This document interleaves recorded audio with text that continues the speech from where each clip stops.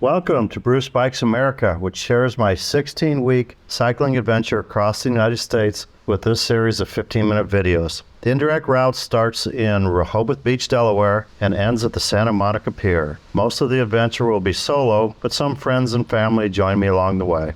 I take time for an occasional beer or two and will introduce you to many of the interesting locals and travelers that I meet.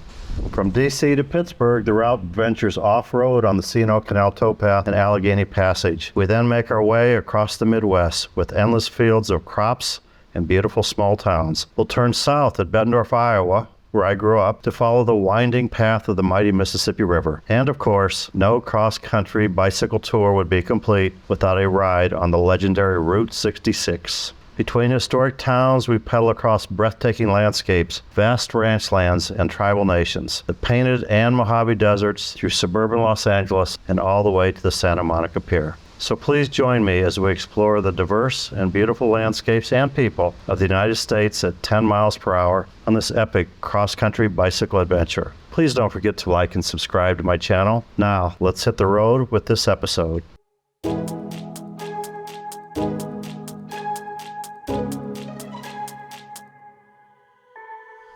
Another Route 66 motel, the Traveler Inn in Victorsville. Nice big room. They've all been big. Travel Inn, where I stayed. As I'm driving down historic 7th Street in Victorville, I see the mountains up ahead with a bunch of snow on them. I'm not going that high. I doubt the pass will have snow, but I'm surprised there's that much snow on them. Crossing over 15 here. Darn, I wasn't supposed to go over Interstate 15. I already made a wrong turn half a mile, but I'll go back. Not used to the big city, I guess. On the other side of the 15 is the snow-capped peaks of the mountains. I have to say the 15 since I'm in California, not 15. Alright, getting ready to sell Christmas trees. It starts the day after Thanksgiving. There's the California Aqueduct. I expected this big raging water. I went over and didn't even know it. Mariposa has been pretty steady with traffic. The road's pretty rough. Kind of just a good steady climb though. Listening to all the I-15 traffic. But we're slowly getting there. This is lovely traffic coming out of Los Angeles on Interstate 15. For the first time, the adventure cycling maps say that the shoulder disappears on the off and on ramps for I-15. It says I can take a 5.3 mile alternate, 2.9 miles on a rough dirt road, and then it hooks onto a state highway. It says it's use caution, parts are loose and steep. But I think I'll try that as opposed to Interstate 15 entry and exit ramps with no shoulders. So we'll see what happens. I assume the dirt path is up here, unless I'm supposed to go over there now. But I assume this rough paved road will lead to dirt before too long. There we go. Pavement ends in 500 feet. I haven't rode on much dirt since Illinois with Miguel and since Pennsylvania with Paul. So I guess I get a little bit more of it. Only 2.9 miles though when it starts. Here we go. Oops, pretty soft. I was hoping the steep was downhill, but it might be up, or both.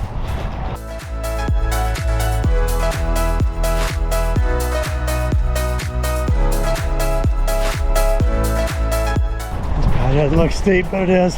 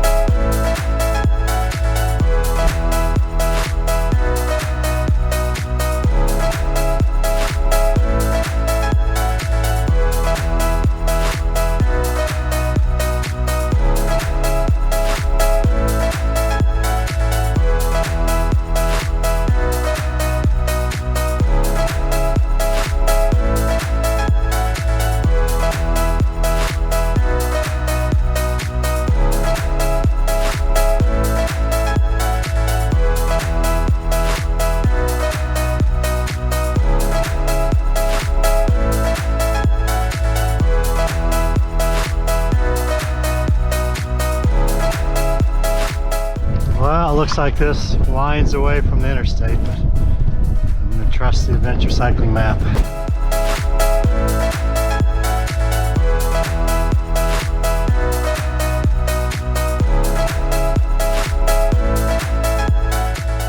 Let's see a road. I'm afraid I had a Y back there and I went right.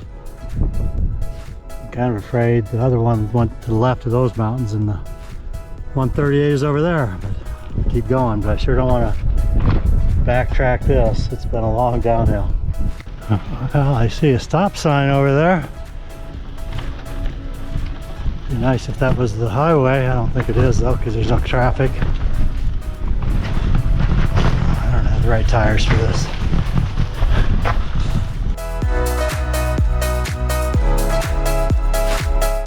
On the highway.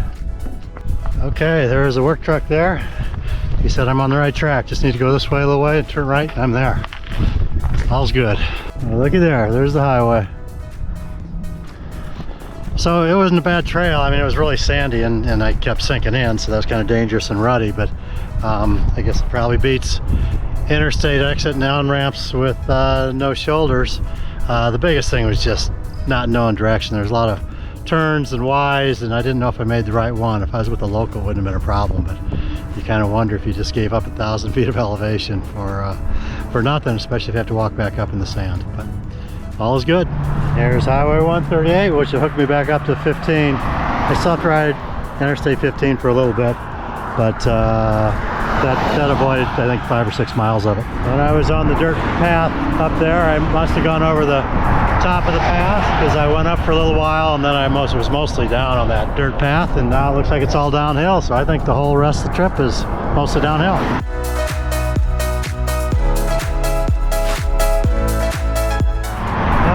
The bucolic ride along Interstate 15. A bit of a break as I go through the closed way station.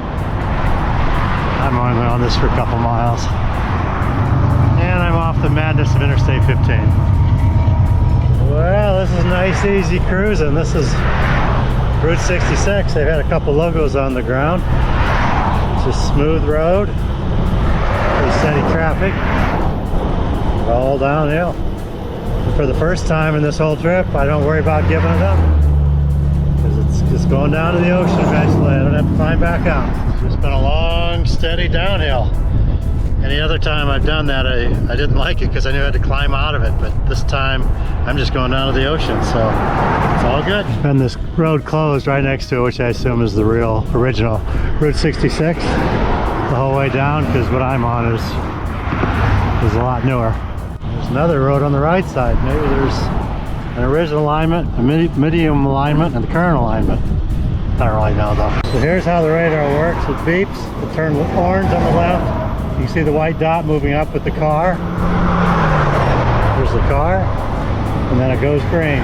Well, there's another car coming, so it shows another dot.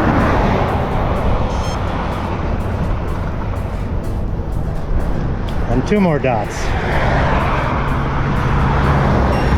That's how the Garmin Varia radar works. Now we have all this new construction, so I'm just over here on the recently paved with nobody here. It's been pretty busy. It's slowed down a little bit on the main lanes. I got hairy with these orange barriers, but this is awesome here. Miles from the hotel, sun is setting, and I have a big old nail. Yeah, well, get her changed. Well, that went all the way through both sides of the tube. Okay, 27 minutes later, we got her changed. All good. Onward. I'm in Fontana now. It's a fairly, well, it's a 6-lane divided highway, but it does have a bike lane. Kind of low on the traffic right now. It's been pretty busy, but it hasn't been bad with the bike lane.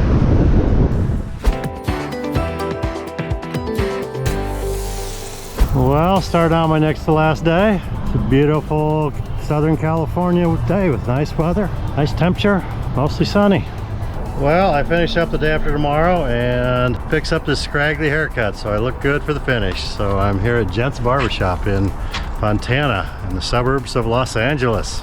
ready to get cleaned up. Okay, here at Gent's Barbershop in Fontana, California. Drew's gonna cut my hair, make me look good for the finish. Yes, sir. There we go, Drew's got me all cleaned up. I'm ready to finish. All right, man, safe travels. Okay, safe travels. thanks, see ya. Hooked up with the Pacific Light bike trail through eastern Los Angeles. Looking backwards, you can see the snow-capped mountains. But I'm heading that way. I'm heading west. Well, it's a beautiful trail for the next to last day of my ride. I think I'm going to be on this for about a dozen miles. And then I get to go through Pasadena and LA, Beverly Hills, down to Santa Monica. But it's nice weather today. The Pacific Electric Trail is a great way to finish up 118 days of riding. It's just a beautiful day. Beautiful trail. I'm surprised there's hardly anybody in here in LA. I thought this trail would be full of runners and riders. There's only been a couple of them. But, it's a beautiful way to end a cross-country trip. Another trail along a culvert.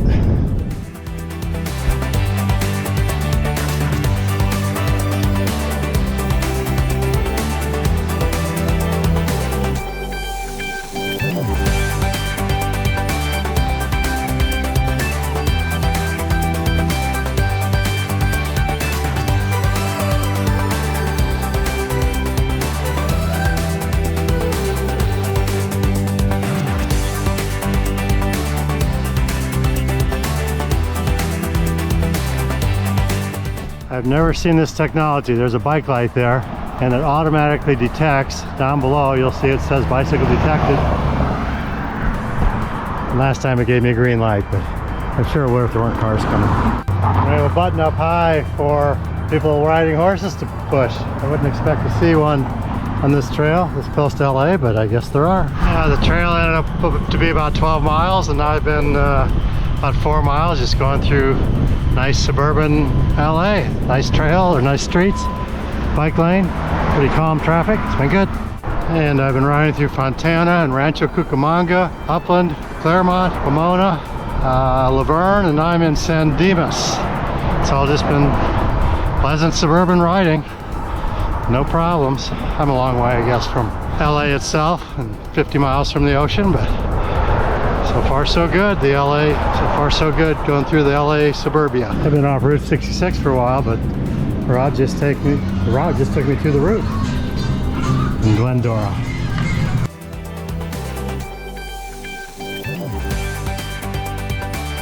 At Glendora and Azusa to the town of Suburbs I'm cruising through. I guess I'm in Azusa now. So there's a better view of the San Gabriel Mountains. I'm just going along, heading west along the edge of them. Now I'm entering the city of Duarte, California. And the city of Duarte has a nice trail going through town. Getting off the street, all the streets are pretty good here too. This old car, very cool. And this is Monroeville.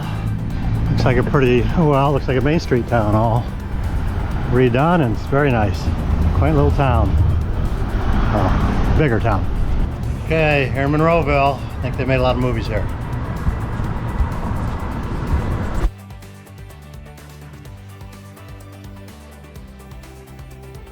As my journey across the United States is coming to the end, I wanted to introduce you to the Lighthouse for the Visually Impaired and Blind in Newport Richey, Florida. It's an organization that I've been on the board of directors for about 16 years, including a stint as president. The Lighthouse mission is to educate, empower, and employ people who are visually impaired and blind. Their programs include all ages, beginning with babies. Just imagine the challenge of being the parent of a blind baby. Children's programs give children the skills to adapt in school. There are many social activities, including the very popular beeping Easter egg hunt. Teen programs include 5-week summer camp and a prom. Adults are taught independent living skills, such as how to cook, how to use a white cane and navigate, how to manage money, for an example, so you don't give a store clerk a $1 and know it's not a 20. Everyone enjoys the sensory gardens, which include specialized playground equipment, a variety of plants and varied walking services, and the miniature lighthouse that isn't so miniature. We have employment programs to encourage companies to employ the blind, and also our own fulfillment center where we repackage items like batteries and trash bags. I welcome your donations, and the link to the lighthouse is on the screen now, where you can click on my sweaty picture while it's up, or click on their donate page. Bruce Bikes America has raised over $20,000 for the lighthouse for the visually impaired and blind. And I just wanted to thank everybody for all your donations that you've given me, as well as those that haven't given yet but plan to and will. The first one was probably Eddie Beckman, who only donated because he lost a bet because he said I couldn't make it across Delaware. I'm definitely glad I collected on that one. And I'm not very good at asking for money, so I didn't ask much. The first one that actually gave me out on the road, somebody I didn't know until the ride, was Cramp in Grand Rapids, Ohio. He kind of started it, so thank you, Cramp. But also I especially want to thank my major donors, or the bigger donors, Sarah and Jerry Dow in St. Louis, who you met on my videos, as well as Scott and Michelle Peck, who you met in Burlington, Iowa on my videos. He was the expert farmer. Also, the Rotary Club of Newport Richey was a big help, as well as individuals, Bill Woodard, Walt Casson, and also just dozens and dozens of other people that have helped support a wonderful charity. For all of you, I'd like to thank you from the bottom of my heart. Thank you very much.